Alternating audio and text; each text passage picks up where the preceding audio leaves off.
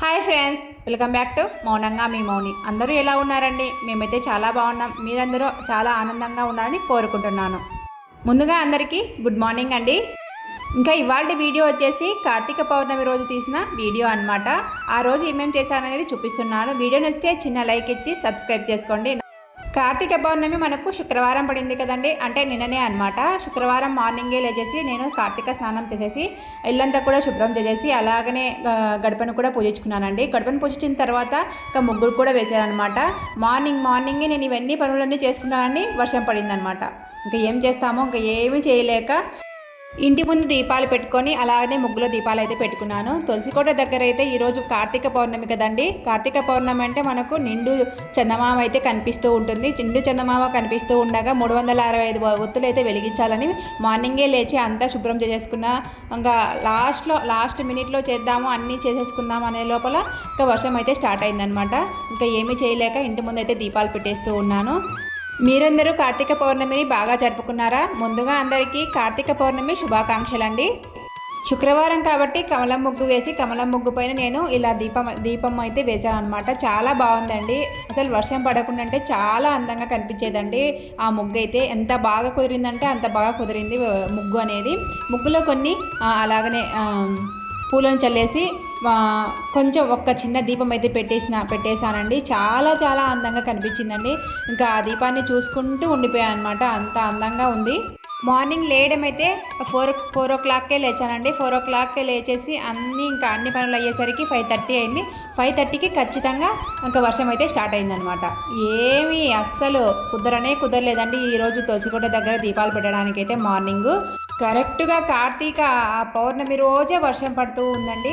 అంటే ఎక్కువ పడి వర్షం అయితే పోలేదన్నమాట. సన్న చినుకులు రాలుతూనే ఉన్నాయి 5:30 నుంచి. ఆ ముంతంతా కూడా ఏం వర్షం లేదనమాట. నైట్ అంతా కూడా మేము ఇంకా అంతా శుభ్రం చేసుకొని దీపాలు పెట్టే ముందర వర్షం అయితే స్టార్ట్ అయిపోయింది. ఇంకా నేను అటు సైడ్ గుమ్మానికి అయితే కార్తీక దీపాలు పెట్టేశాను. కార్తీక దీపాలు పెట్టేసి అగరబత్తి చూపిస్తున్నాను. శుక్రవారం అంటే గడపను అయితే ఖచ్చితంగా పూజించుకోవాలి కదండి. గడపను పూజించిన తర్వాతనే ఇంట్లో పూజనైతే చేసేసుకోవాలన్నమాట. నేను ఇక్కడ ఇంకా అగరబత్తి చూపించేసి ఇంట్లోకి అయితే వచ్చేసానండి. ఇంకా ఎక్కడ పెట్టాలండి దీపాలు వర్షం పడుతూ ఉంటే ఇంకా ఎక్కడ పెట్టలేక ఇంట్లోకి అయితే వచ్చేసాను. ఇంట్లోకి వచ్చిన తర్వాత ఇంకా దీపం మాకు పక్కనే అంటే వాటర్ కింద పడుతూ ఉంటాయన్నమాట, తూము కింద. ఆ వాటర్ చినుకులు వచ్చేసి దీపం పైన పడుతూ ఉన్నాయి. ఇంకా ఆ దీపం కొండెక్కుతుందేమో అని చెప్పేసి ఇలా గ్లాస్ జార్ని అయితే పెట్టేశాను. ఒక సబ్స్క్రైబర్ అడిగారనమాట, ఈ గ్లాస్ జార్ ఎక్కడ తీసుకున్నారు అని చెప్పేసి. ఈ గ్లాస్ జార్ వచ్చేసి 4 years బ్యాక్ తీసుకున్నానండి. అప్పటి నుంచి నేను ఇది కంటిన్యూ చేస్తున్నాను అనమాట. మాకు ఇంకొక ఇల్లు ఉందండి. ఆ ఇంట్లోకి ఈ ఇంట్లోకి అని చెప్పేసి 4 తీసుకునింది మా అత్త. ఈ గ్లాస్ జార్లో వచ్చేసి లోకల్లోనే తీసుకున్నారనమాట. ఎక్కడ ఆన్లైన్ షాపింగ్ ఇలాంటివి ఏమీ తీసుకోలేదనమాట. లోకల్లోనే తీసుకొని వచ్చారు. చాలా బాగా పనిచేశాయండి. 4 years నుంచి వాడుతూ ఉన్నాము. కార్తీక మాసం స్టార్ట్ అయినప్పటి నుంచి అంటే వాడుతూ ఉంటాము. మళ్ళీ కార్తీక మాసం అయిపోతుంది కదండి, అయిపోయిన వెంటనే మళ్ళీ లోపల పెట్టేస్తామన్నమాట. తులసికోటకైతే ఇంకా రోజు వాడాల్సిందే అండి. ఎందుకంటే గాలి పెడుతుంది కాబట్టి తులసికోట దగ్గర దీపం పెట్టేటప్పుడు కొండెక్కుతుందని చెప్పేసి రోజు పెడుతూ ఉంటాను ఒక గ్లాస్ జార్ని అయితే. మిగతావన్నీ కూడా ఎత్తి పెట్టేస్తాను అనమాట. బాగా క్లీన్ చేసేసి అంతా అది పొగ పడుతూ ఉంటుంది కదండి, ఆ పొగనంతా కూడా క్లీన్ చేసేసి ఇంకా లోపల పెడుతూ ఉంటాను. 5:30కి వర్షం పడుతుంది అని చెప్పేశాను కదండి. 6 o'clock కల్లా వర్షం అయితే స్టాప్ అయిపోయింది. వర్షం స్టాప్ అయిపోయింది కదా అని చెప్పేసి తులసికోట దగ్గర కొంచెం ఇంకా మబ్బులుగా అదే చీకటిగా ఉంటే దీపాలు అయితే పెడదామని చెప్పేసి నేను ఇక్కడ పసుపునంతా రాసేసి అలా దీపాలు పెట్టడానికి అయితే ముగ్గు వేసేసి ఇంట్లోకి వెళ్ళానండి.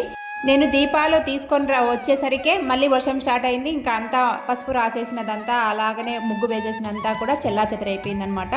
ఒక్క 10 minutes లోపలనే మనకి ఇదంతా జరిగిపోయిందండి. నేను ముగ్గు వేయడము అలాగనే వర్షం పడడము ఇదంతా జరిగిపోయింది. నేను దీపాలు పెడదాంలే, అస్సలు 365 ఒత్తులు పౌర్ణమి కదా, మా తెల్లవారుజామునే వెలిగిస్తే చాలా మంచిది కదా అని చెప్పేసి వెలిగించడానికి ట్రై చేస్తూ ఉన్నా అస్సలు కుదరలేదన్నమాట. ఏంటో కార్తీక పౌర్ణమి అని సంవత్సరం నుంచి వెయిట్ చేస్తూ ఉంటే కార్తీక పౌర్ణమి రోజే వర్షం పడి అసలు దీపాలు పెట్టడానికే అసలు కుదరలేదండి తులసికోట దగ్గర. ఇంకా నేను ఇంట్లోకి వచ్చేసి ఇంట్లో దీపారాధన అదంతా చేసేసుకొని చిన్న దీపాలు అయితే ఉన్నాయండి. ఆ చిన్న దీపాలకైతే చిన్న ఒత్తులు వేసేసి దీపాలు అయితే పెట్టేశాను అనమాట. నాకు వచ్చిన అష్టోత్తరాలు నాకు వచ్చిన స్తోత్రాలు పలికేసి ఇంకా నేను కర్పూర నిరాజనం అయితే పలికేస్తూ ఉన్నాను స్వామివార్లకు అందరికీ. కార్తీక పౌర్ణమి అంటే అందరూ నదీ స్నానాలు, కాలువల దగ్గర స్నానాలు, అలాగనే ఎక్కడెక్కడ ఉన్న వాళ్ళందరూ కూడా చిన్న పెద్ద అనే తేడా లేకుండా, ముసలి ముతక అనే తేడా లేకుండా అందరూ కార్తీక స్నానాలు చేసేసి అలాగనే దీపాలు అయితే పెడుతూ ఉంటారు. కొందరు దీపాలు పెట్టడానికి వీలుగా లేని వాళ్ళైతే సోమవారాలు చేస్తూ ఉంటారు. కార్తీక మాసం అంటే పండుగ మాసమే కదండి. ప్రతిరోజు పండుగ అనమాట. ఒక సోమవారం ఒక పూజ, మంగళవారం ఒక పూజ, బుధవారం ఒక పూజ, బేస్తవారం ఒక పూజ, అలాగే శుక్రవారం ఒక పూజ, అలాగనే శనివారం ఒక పూజ, అలాగనే ఆదివారం కూడా ఒక పూజ అనమాట. ప్రతిరోజు రకరకాల పూజలు అయితే చేసుకుంటూ ఉంటారండి. కార్తీక దీపాలు అయితే అస్సలు విడవకుండా పెడుతూ ఉంటారు ఆడవాళ్ళైతే ఇంట్లో. వీలుగా ఉన్న వాళ్ళైతే ప్రతిరోజు దీపాలు పెట్టేస్తారండి కార్తీక స్నానం చేసేసి. వీలుగా లేని వాళ్ళైతే అంటే ఆరోగ్య సమస్యలు అవన్నీ ఉన్న వాళ్ళైతే ముఖ్యమైన రోజులలో కార్తీక స్నానాలు చేసేసి దీపాలు అయితే పెడుతూ ఉంటారు. ముఖ్యమైన రోజులంటే ఏకాదశి, సోమవారాలు, అలాగనే పౌర్ణమి, అమావాస్య ఇవన్నీ ఉంటాయి కదండి. క్షీరాబ్ది ద్వాదశి పూజ ఇవన్నీ ఇలాంటి రోజులలో అయితే పూజలు చేస్తూ ఉంటారు. ఏ వారంలో చేయకపోయినా కూడా కార్తీక పౌర్ణమి రోజు అయితే ఎలాంటి వారైనా చేస్తూ ఉంటారండి. అంత స్పెషల్గా చేసుకుంటారనమాట కార్తీక పౌర్ణమిని.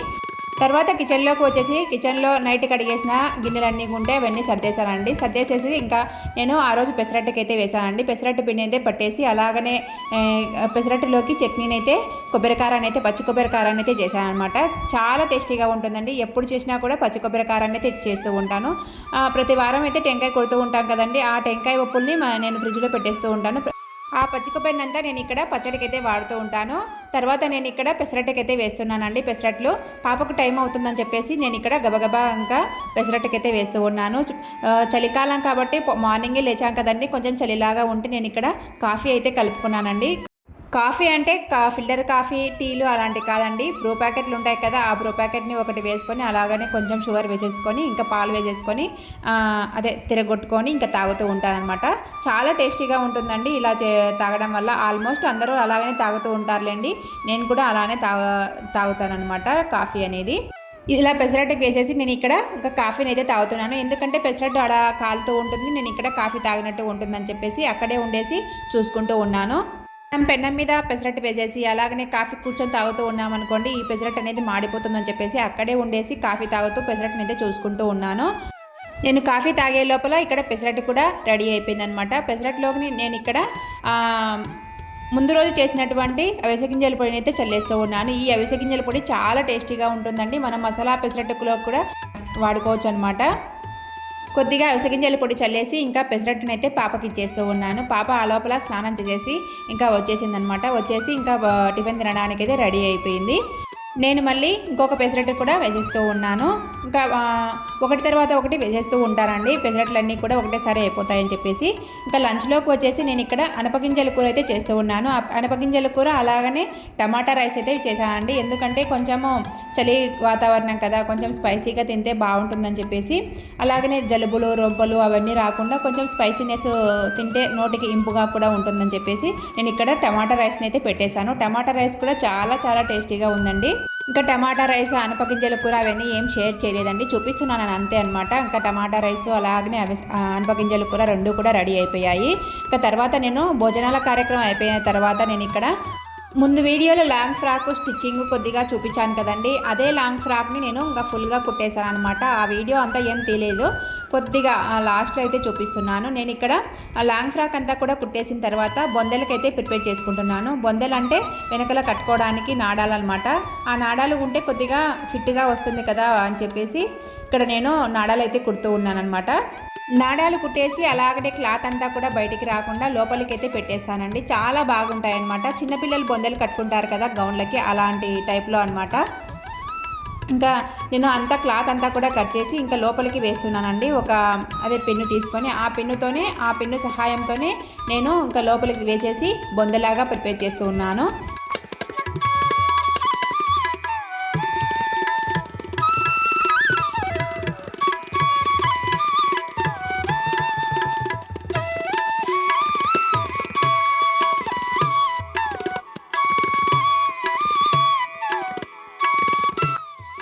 కొంచెం స్టిచ్చింగ్ ఐడియా ఉంటే మన బ్లౌజులు కానీ మన లాంగ్ ఫ్రాక్స్ కానీ మనమే స్టిచ్ చేసుకోవచ్చు అండి. చాలా ఈజీగా స్టిచ్ చేసుకోవచ్చు అండి. నేను ఎన్ని వీడియోలలో చెప్పానో, కొంచెం స్టిచ్చింగ్ ఐడియా ఉంటే మన పనులు మనమే చేసుకోవచ్చు. మన లాంగ్ ఫ్రాక్స్ కానీ బ్లౌజులు కానీ మనమే కుట్టుకోవచ్చు అనమాట. నేను ఇక్కడ బొందలు 2 కూడా ప్రిపేర్ చేసేసుకొని ఇంకా లాంగ్ ఫ్రాక్స్కి అయితే అటాచ్ చేస్తూ ఉన్నాను. నేను లాంగ్ ఫ్రాక్స్కి వెనకల బోట్ నెక్ ఇచ్చేసి అలాగనే కొద్దిగా హోల్ లాగా ఇచ్చేసానండి. చాలా బాగా వచ్చిందనమాట. ఆ హోల్కి ఒక బటన్ పెట్టేసి బటన్కి నేను ఇక్కడ బొందలాగా పెట్టేశాను. ఆ బటన్ పెట్టడం వల్ల లాంగ్ ఫ్రాక్ అనేది బాగా కూర్చుంటుందని చెప్పేసి అలా పెట్టేశాను. మనకు కొంచెము మన చేతిలో పని కాబట్టి ఎలా పడితే అలా పెట్టుకోవచ్చండి. మన కంఫర్ట్ బట్టి నేను అలా పెట్టేశాను అనమాట. చాలా బాగా కుదిరిందనమాట లాంగ్ ఫ్రాక్ అనేది. లాస్ట్లో వేసుకొని మరీ చూపిస్తాను చూడండి లాంగ్ ఫ్రాక్ ఎలా వచ్చిందో. మీరే ఒక లుక్ వేసేసి కామెంట్లో చెప్పడం మర్చిపోకండి లాంగ్ ఫ్రాక్ ఎలా ఉందో అని చెప్పేసి. ఇంకా నేను ఇక్కడ బొందల్ని రెండింటిని స్టిచ్ చేస్తూ ఉన్నానండి.